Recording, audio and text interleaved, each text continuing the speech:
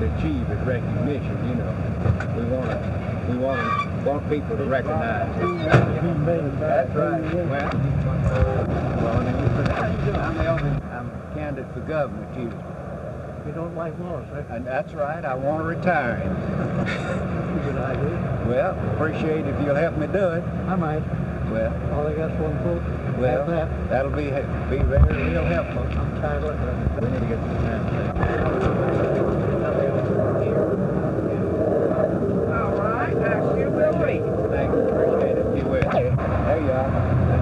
Appreciate it. Well, I'm going to get, I'd say, probably at least 90 and 95% of the Republican vote as such in the state. The grassroots Republican organizations have supported me wholeheartedly and are working for me and doing everything, and the chairman, various individuals have made contributions to my campaign, and I'm depending on them to turn out the regular Republican vote, and I feel sure that they will. And especially in the counties where the Republicans are strong, like Madison County, where they have a real strong party, Walker County, Shelby County, Chilton County, many of the counties, Autauga County, neighboring county here has a strong party. How do you think you'll fare in the southern part of the state? I believe that my weakest point probably is in the southeast corner at Dauphin, that area, the so-called wiregrass section, which is Wallace's home country. And up in Florence, which is at the other corner of the state. A Sunday that was very heartening. I went in a restaurant to eat, and the waitress, a customer, the cashier, and a man I met going out the door all recognized me and spoke to me and called me by name.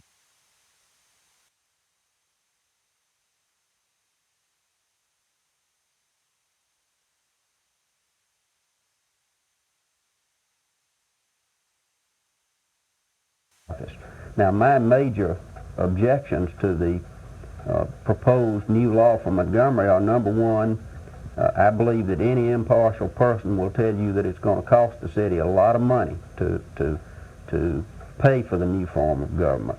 Number two, it will bring increased control over city affairs from the federal courts.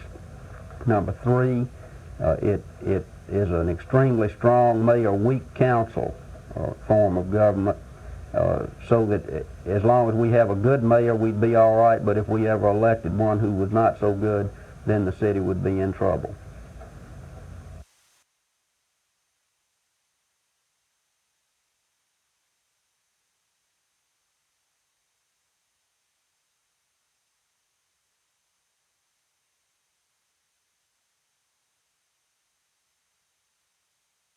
I think that the mayor-council form of government has a better chance to succeed as far as a management and efficient, from a management and efficient point of view. It's better with a modern growing city with all the problems that you have in a city the size of Montgomery to have one person who has the responsibility and who has to account for the carrying out of the administrative and executive functions of the city. And in this way, you know who to hold responsible. You've got all the responsibility for administering the city resting on the shoulders of one individual, and you know who to hold accountable. And from a management point of view, this is better, and decisions will be made based upon what's good for the entire city.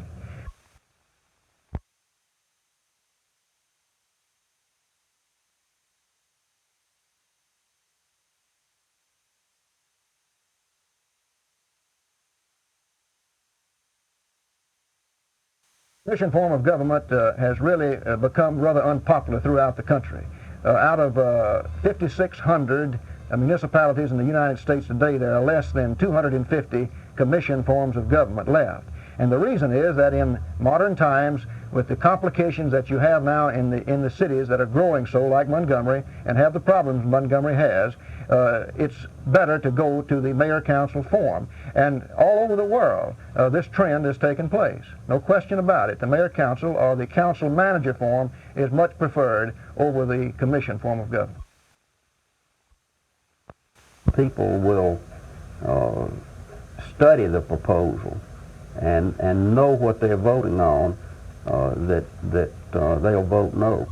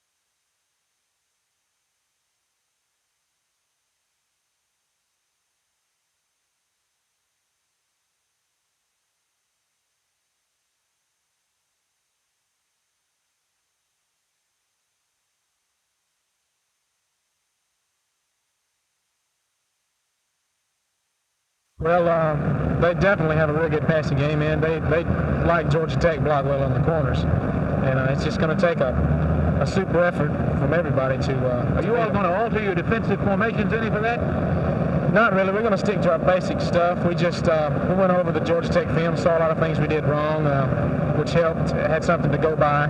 Just have to work a little harder and get after it a little more. They've got a fine defensive team, and they're probably the two best linebackers in the conference, besides Burnage. And you know, they're real good, and it's going to be a heck of a ball game. Good luck, guys.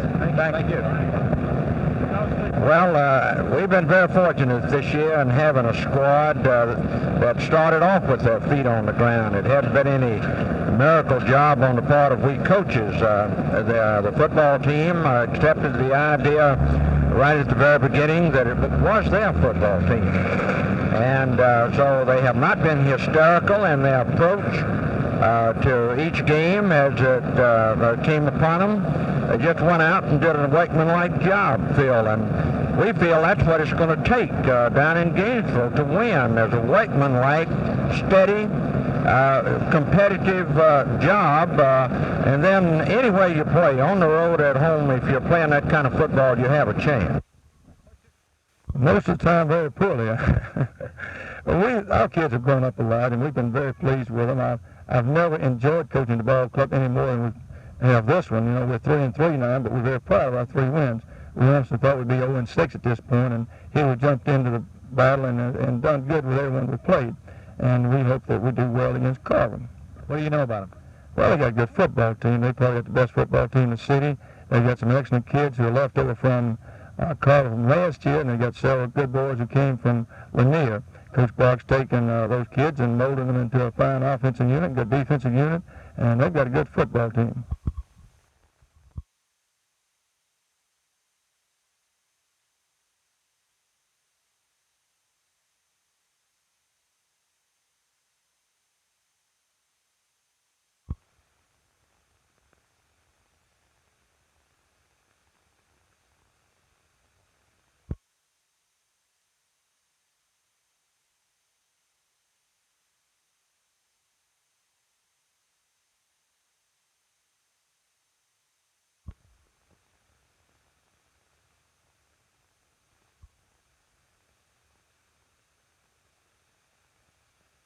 In the past, the Klan has been very active or has been associated with anti-black and anti-Jewish sentiments.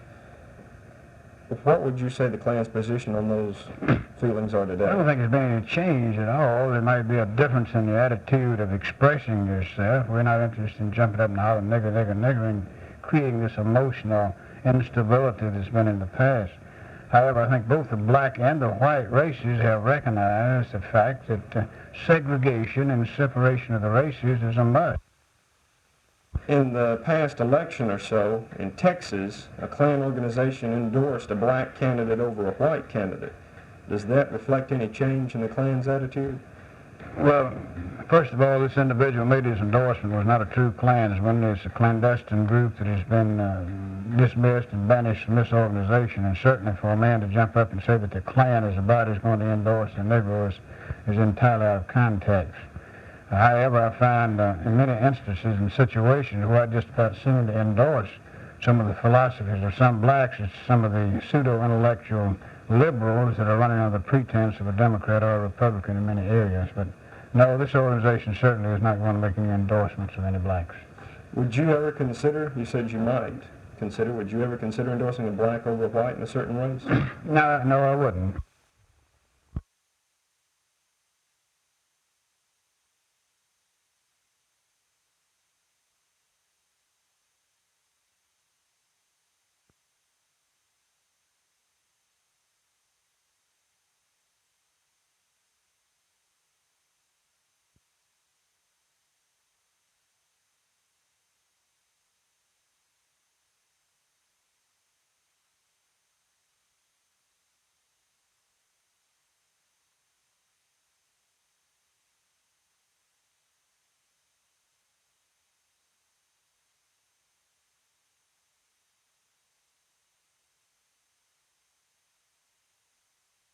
Stinson home, his wife, and his little boy were on their way down.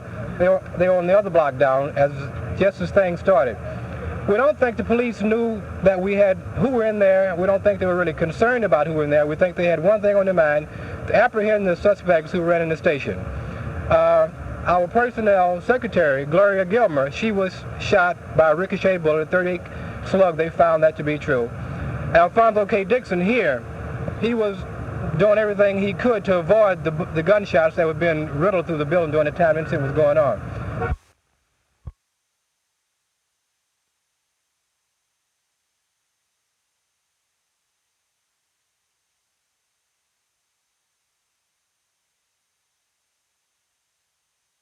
Mind getting back out of this place, because when they came in here, apparently if the secretary got shot with a 38 slug, and they did not have no 38 to my knowledge, and I believe I saw everything.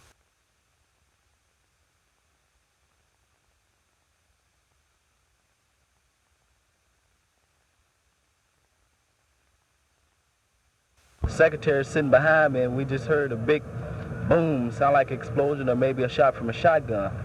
So she proceeded toward the front door, and I went behind her, but naturally her sitting behind me meant she got up the hallway before I did. Then as I made it to the second door on the way back, she came back in the control room holding up her head, and I saw blood on her head. Now at this point, they came around the door with a shotgun and said if you didn't want to get killed, to start talking. And so I didn't know if she had got shot or if they had hit her with the butt of the gun or if they had touched her with their hands, because they all had blood on their hands too, you know. And they might have touched her and some of the blood rubbed off on her hand. So after he told me to start talking, he told me to tell all the brothers to come on down, because he said it's a revolution, it's started, the time is now. So I knew I had to cooperate with him. I had to start thinking right away as soon as possible, because I didn't know what the outcome was going to be. So I let the leader of them get on there and tell the people to come down.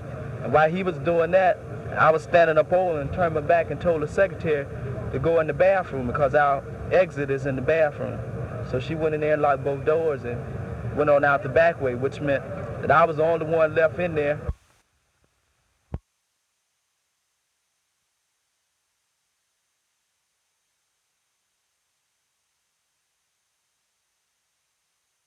You know, what the damages amounted to.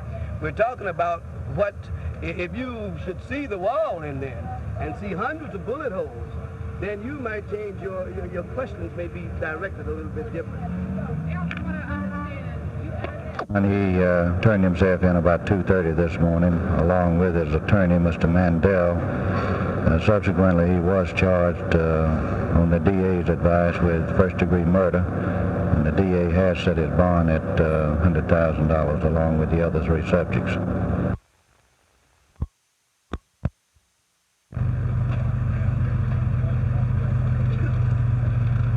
They're notified of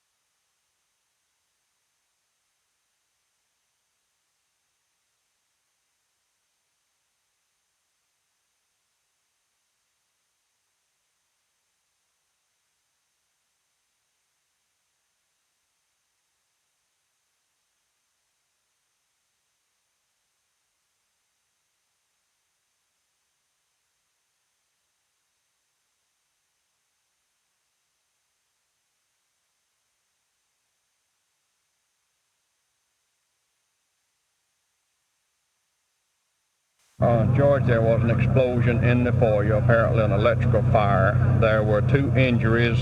James Trent, who is employed by Triangle Electric Company, approximately 40 years old. The extent of his injuries is not known at this time. And then one of the inmates, Bertha Barrill, was also injured. She's a black female, about 27 years old. Did you see any flame at all? No, couldn't see a flame at all through the smoke. Smoke was just a big bomb of black smoke when you open the door. And the heat was so tremendous in the smoke that you just couldn't barely get your eyes open in there. Well, I understand it, Billy. You was working in the basement? I was working in the basement with one boy named William, and James Trent was in the attic with his helper named James when the fire started. He's the one who was hurt, James Trent. He had to cut a hole in the, well, we understand it talking to Billy here, he cut a hole in the bathroom up there to escape, fell in the tub, broke his ankle trying to get out. That came out that there was a lot of fire and smoke. I'm sure we have extensive smoke damage to our personal property. Of course, most of the state property was moved out, so there's not really anything in there except our personal clothes and things you need to live with. It just occurred to me I'm going to have to find a place to sleep tonight. Well, downstairs it's pretty well damaged badly. Columns burned down and things of that sort. But it can be restored, but I'm just sorry that some people got hurt, you know. I hope nobody else gets hurt.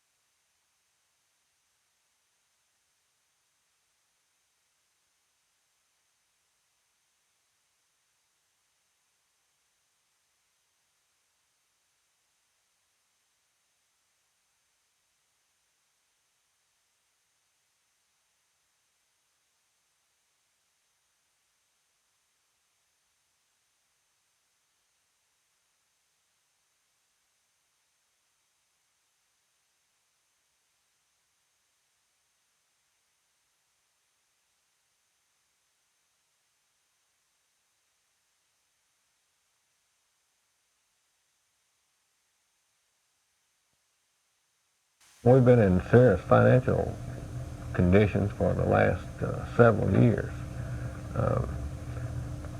Back last year, the board of directors formed a medical clinic board, and which provided some funds for refinancing the operation of the hospital.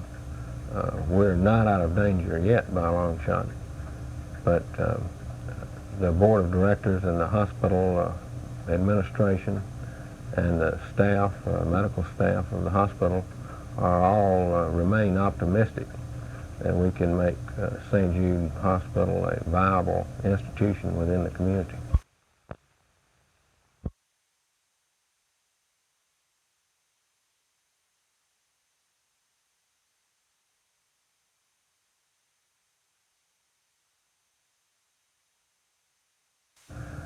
Most all of these problems arise from the fact that the hospital census fluctuates from week to week and month to month, and then the overall average of that patient census is less than is desirable.